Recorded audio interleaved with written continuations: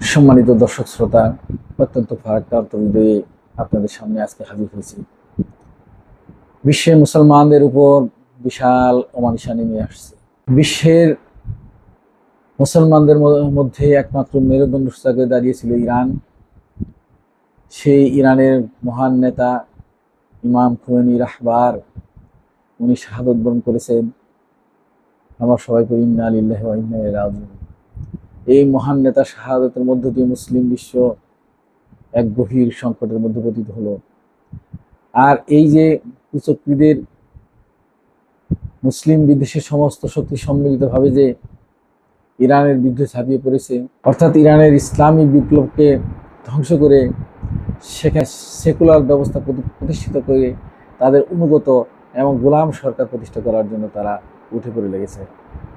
আজ অত্যন্ত পরিতাপের বিষয় হয়েছে যে সমস্ত মুসলিম বিশ্ব নীরব, কিংবা বেশিরভাগ মুসলিম মধ্যপ্রাচ্যে বিশ্বাসঘাতকতা করছে। সমস্ত মুসলিম বিশ্বে আমেরিকার ঘাঁটি রয়েছে। এই দেশগুলি আসলে সত্যিকার অর্থে কোনো স্বাধীন দেশ নয়। এরা হলো আমেরিকার প্রজা। আমেরিকা যেভাবে বলে ওরা সেভাবে কাজ করে। এরা হলো আমেরিকার কর্তৃক বরাদ্দকৃত তালুকদারি, অর্থাৎ এই দেশগুলো আমেরিকার বরাদ্দকৃত তালুকদারি মধ্যে এরা তালুকদারি করতেছে, অর্থাৎ জমিদারি করতেছে। আমেরিকা যেভাবে, কেন্দ্রীয় সরকার আমেরিকা যেভাবে হুকুম দেয় ওরা সেইভাবেই চলে। আর আমেরিকার এখানে প্রতিনিধিত্ব করে ইসরায়েল, আর ইসরায়েলের মানসিক গোলাম হচ্ছে এই সমস্ত রাজা বাদশারা। এরা নিজেদের এই ক্ষমতাটুকু টিকিয়ে রাখার জন্য যত প্রকার বেইমানি মুসলমানদের সাথে করা লাগুক, দেশের মানুষের সাথে করা লাগুক, যা যা করা দরকার তারা সবকিছু করতে রাজি। তারা কাবা ঘরকে বিক্রি করে দিতে আছে তাদের নিজেদের ক্ষমতার বলে। তাদেরকে যদি বলা হয় যে কোনটা টিকিয়ে রাখবে, কাবা ঘর ধ্বংস করবে, আমি তোমাদের সাম্রাজ্য টিকিয়ে রাখবো, তাদের সাম্রাজ্য টিকিয়ে রাখার জন্য তারা এই অনুমতিও দিয়ে দেবে। এই যে মুনাফেক শাসকগুলো, এই শাসকগুলো কারণে আজ মুসলিম বিশ্ব ঐক্যবদ্ধ হতে পারছে না। যে মুসলিম বিশ্বের 2/3 সম্পদের মালিক, আজ প্রায় 200 কোটি মুসলমান বিশ্বের যদি ঐক্যবদ্ধ ইসলাম অনুসারে যদি তারা ঐক্যবদ্ধ থাকতে পারত, তাহলে তাদের সামনে সমস্ত বিশ্ব মাথা নিয়ে যেত। আজ এই আমেরিকা, ইউরোপ তাদের তেলের উপরে নির্ভর করতেছে, তাদের সম্পদের উপরে নির্ভর করে আছে, কিন্তু তাদের উপরে ছড়ি ঘোরাচ্ছে, তাদেরকে মেরে কেটে খাচ্ছে। অথচ মুসলিম বিশ্ব ঐক্যবদ্ধ হচ্ছে পারছে না। কোরআন বলছে যে ঐক্যবদ্ধ হবে। কোরআন পরিষ্কারভাবে বলছে ওয়াতাসিমু বিহাবলিল্লাহি জামিয়া ওয়া লা তাফাররাকু, তোমরা পরস্পর বিচ্ছিন্ন হয় না, আল্লাহর রজ্জুকে ঐক্যবদ্ধভাবে ধারণ করো। মুসলমানরা এই ঐক্যের ব্যাপারে উদাসীন। তাদের সংকীর্ণ চিন্তার বাইরে তারা বের হতে পারছে না। এটাও পাশ্চাত্যের একটা কৌশল। আমরা এই কৌশলে পা দিয়েছি। ইরানের ইসলামী বিপ্লবকে ধ্বংস করার জন্য তারা যেভাবে এগিয়ে আসছে, আসলে তারা ইসলামী বিপ্লব, সত্যিকার ইসলামী বিপ্লবকে তারা না চেনার কারণে। ইসলামী বিপ্লব কোনো ব্যক্তির উপরে নির্ভর করে না। এই বিপ্লব একটা আদর্শ, এর চেইন অফ কমান্ড হয়ে প্রত্যেকটা ব্যক্তির জীবনের শেষ রক্তবিন্দু থাকা পর্যন্ত যদি সে ইসলাম বুঝে থাকে, তাহলে সেই বিপ্লবের পক্ষে থাকবে। অতএব সমস্ত বিপ্লবীদেরকে শেষ করে কোনো শাসন ব্যবস্থা প্রতিষ্ঠিত করা নিশ্চয়ই সম্ভব নয়। পাশ্চাত্য মনে করে যে খোমেনি এবং তার প্রতিষ্ঠিত যে শাসন ব্যবস্থা আছে এটা ভেঙে দিলে, তাদেরকে শেষ করে দিলেই হয়তো বিপ্লব শেষ হয়ে যাবে, ইরান তাদের কাছে মাথা নত করবে। না, এটা কখনোই হবে না। ইরান শক্তিতে যেই হোক, কিন্তু বিপ্লবের যে আদর্শ, আজ আমরা দেখতেছি ইরানের জনগণ তেহরানে মুহুর্মুহু বম্বিং হওয়া সত্ত্বেও তারা লক্ষ লক্ষ মানুষ রাস্তায় নেমে এসে বিপ্লবের পক্ষে স্লোগান দিচ্ছে। এই চেতনা ধ্বংস করা কারোর পক্ষে সম্ভব নয়। কোনোভাবে এই চেতনাকে ধ্বংস করা যাবে না। আল্লাহ নিশ্চয়ই তাদেরকে রক্ষা করবেন। বদর যুদ্ধে যেমন আল্লাহ রসুল এবং মুসলমানদেরকে রক্ষা করেছেন, খন্দকের যুদ্ধে রক্ষা করেছেন, তারপরে বিজয় দান করেছেন, মুতার যুদ্ধে তাদেরকে রক্ষা করেছেন এবং বিজয় দান করেছেন। আল্লাহর উপরে আমাদের পূর্ণ আস্থা ও বিশ্বাস রয়েছে। আল্লাহ নিশ্চয়ই মুসলমানদেরকে এই বিপদ থেকে রক্ষা করবে। তো সবচেয়ে আফসোসের বিষয় হলো যে মুসলমানদের মধ্যে এই বিশ্বাসঘাতকতা, বেঈমানি, এটা শুরু তো পূর্বেও ছিল, এখনও পুরো মাত্রায় রয়েছে। আর এদের ঐক্যবদ্ধ হওয়ার কোনো চিন্তা চেতনা কিংবা বুদ্ধি, এরকম ক্যারিজমেটিক লিডার এখন এদের মধ্যে নাই। সঙ্গত কারণেই অনৈক্যতা দুর্বলতা সৃষ্টি করে, এবং দুর্বলতা হলে শত্রুর কাছে পরাজিত হতে হয়। আজ আমেরিকা তো শক্তিশালী হওয়ার পিছনে কারণ হলে ইউনাইটেড স্টেটস অফ আমেরিকা, অর্থাৎ 50টা রাজ্য নিয়ে একটি রাষ্ট্র গঠিত হয়ে আছে। ইউনাইটেড কিংডম, বেশ কয়েকটি রাজ্য নিয়ে ইউনাইটেড কিংডম গঠিত হয়ে আছে। এই যে ইউনাইটেড, ঐক্যবদ্ধতা, এটি শক্তির উৎস। আমরা এটা বুঝতে পারতেছি না। কোরআনের সুস্পষ্ট আয়াতের বিপক্ষে আমরা যাচ্ছি, এবং মুসলমানদের যে ঈমান এবং ঐক্যবদ্ধ থাকা, মুসলমান যে সমস্ত মুসলমান বিশ্বের এক জাতি, একটা দেহের মতো। একটা দেহে আঘাত লাগলে যেমন মানুষ ব্যথা পায়, তেমনি মুসলমানদের কোনো একটি অঙ্গে যদি আঘাত লাগে সমস্ত মুসলমানের হৃদয়ে রক্তক্ষরণ হয়। আশা করি কিছু মুসলমান তো এটি বুঝবেন এবং ঐক্যবদ্ধ হওয়ার চেষ্টা করবেন। আল্লাহ যদি আমাকে সহায় করেন, এই বিপদ থেকে মুসলিম বিশ্বকে রক্ষা করবেন এবং মুসলমানদেরকে ঐক্যবদ্ধ হওয়ার তৌফিক দিবেন, এবং ইরানের ভাই বোনদের যারা আজ বিপদের মধ্যে আছেন, এবং ফিলিস্তিনের ভাই বোনরা যারা বিপদের মধ্যে আছেন, পাশ্চাত্য যায় নীতি নৈতিকতার কথা বলে এটা সিলেক্টিভ, এরা মানবতার কথা বলে, কিন্তু ফিলিস্তিনের ব্যাপারে এদের কোনো মানবতা নাই, এমনি এই ইরানের ব্যাপারে কোনো মানবতা নাই। একটা স্কুলে বম্বিং করে প্রায় 150 জন শিশুকে হত্যা করলো, এদের বিবেক বাজে না।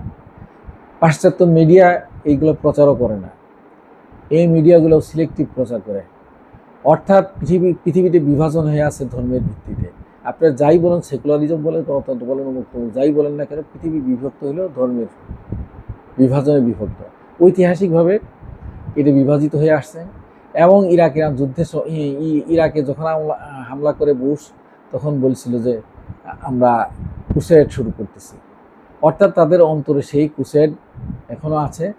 এবং ফিলিস্তিনের ব্যাপারে এই যে প্রকাশ্য দিবালোকে লক্ষ লক্ষ নারী শিশুগুলো হত্যা করলো এবং বাড়িঘর ধ্বংস করে দিল, কই ইউরোপের সেই সভ্যতা, কই তাদের মানবাধিকার, কোথায় তাদের সেই মানবাধিকারের পক্ষে স্লোগান, কিছুই তো কাজ করলো না। মুসলমানদের ক্ষেত্রে কোনো মানবাধিকার নেই, মুসলমানদের কোনো অধিকার থাকতে নাই। ইউরোপ এটাই মনে করে। তো ইউরোপ এই জিনিসটা মনে করে, এই পরিষ্কার জিনিসটা আমরা মুসলমানরা কেন বুঝতে পারতেছি না? আজ মুসলিম ভাইদের বিবেক কাছে আবেদন, এখানে শিয়া সুন্নি বলতে কোনো কথা নাই, এখানে খারিজি বলতে কোনো কথা নাই। মুসলমান হলেই আপনার তার কমন শত্রু, এবং আপনাকে ডিভাইডেড করবে এবং আপনাকে মারবে। কোরআন বলছে আল কুফরু মিল্লাতুন ওয়াল হিদা, সকল কুফর একই জাতের অভিন্ন প্রকৃতির।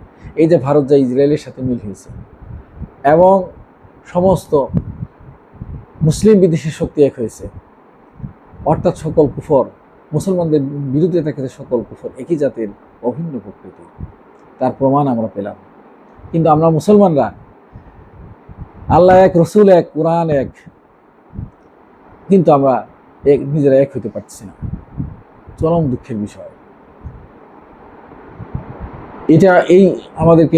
এটি আমাদের জিল্লতির কারণ, এটি আমাদের পরাজিত হওয়ার কারণ, এটি আমাদের লাঞ্ছনার কারণ। আমরা আহ্বান করব সমস্ত বিশ্বের মানুষ লা ইলাহা ইল্লাল্লাহ মুহাম্মাদুর রাসূলুল্লাহ এই কলেমার উপরে ঐক্যবদ্ধ হবেন, এক হবেন। অর্থাৎ আল্লাহ ছাড়া কারো হুকুম বিধান আমরা মানি না, মুহাম্মদ সাল্লাল্লাহু আলাইহি ওয়াসাল্লাম আল্লাহ রসুল, এই মন্ত্রের উপরে আমাদের ঐক্যবদ্ধ হতে হবে।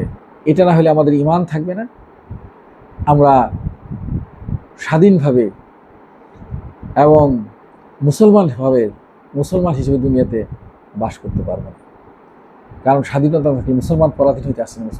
ইসলাম এসে স্বাধীনভাবে মানুষকে শান্তি দেওয়ার জন্য।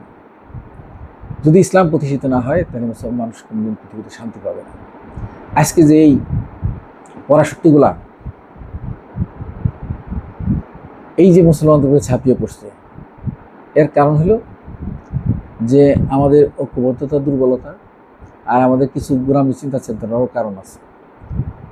একটা বিষয়ে অসম্ভব শ্রদ্ধা এবং সম্মান এবং তার নেতৃত্ব মেনেই একটি বিষয়ে আজ আমি সমালোচনা করছি, এই ক্ষুদ্র মানুষ, যে ইরানের সর্বোচ্চ ধর্মীয় নেতা রাহবার ইমাম খোমেনি এবং ইমাম খামেনির যে ফতোয়া, একটা ফতোয়া আজ ইরানকে অনেকখানি ক্ষতিগ্রস্ত করেছে। সেই ফতোয়াটা কি? সেটা হলো পারমাণবিক বোমা না বানানোর যে তাদের পক্ষে যুক্তি এবং এই ফতোয়া। আজ যদি ইরান পারমাণবিক বোমা ইরানের কাছে থাকতো, তাহলে ইরানকে এইভাবে আক্রান্ত করতে সাহস পেত না। ইরান পারমাণবিক ব্যবহার করুক বা না করুক, ইরানের কাছে যদি এই বোমাটা থাকতো, তাহলে এই পাশ্চাত্য এইভাবে আক্রমণ করতো, অর্থাৎ এমনিকে এইভাবে আক্রমণ করতো না, কারণ তাদের জীবনের ভয় আছে। আজ যখন নিশ্চিত হয়েছে যে ইরানের কাছে পারমাণবিক বোমা নাই, তখন তারা এই আক্রমণটা নির্বিঘ্নে করতেছে। কাজেই এই ফতোয়াটাকে পূর্ণ মূল্যায়ন করার সময় আসছে। ইরানের বুদ্ধিজীবী সম্প্রদায়, আলেম সম্প্রদায় আশা করি এই বিষয়টা পূর্ণ মূল্যায়ন করে পারমাণবিক বোমা বানানো অবশ্যই উচিত। কারণ যে দাতাত, এটা একটা ভুয়া কথা, আসলে সত্যি হলো মূল বিষয়। আজ এই যে বিশ্ব মানে দুই ভাগে বিভক্ত, এর একমাত্র কারণ হলো একজন আরেকজনকে আক্রমণ না করার পিছনে কারণ হলো যে ভয়, যে আমি আক্রমণ করলে পরে সেও আমাকে আক্রমণ করে। আমার বোমা যদি মনে করে যে আটলান্টিক মহাসাগর পাড়ি দেওয়ার অর্ধেক পাড়ি দিতেই আর অর্ধেক রাশিয়ার বোমা যায় আটলান্টিকের অর্ধেক পাড়ি দিবে, এই যে ভয়, এই ভয়ের কারণেই তারা একে অপরকে আঘাত করছে না। যেদিন তারা নিশ্চিত হবে যে আমি আঘাত করলে পরে সে আমাকে এটা প্রতিহত করতে পারবে না, তো তখন একজন আরেকজনকে আঘাত করবে।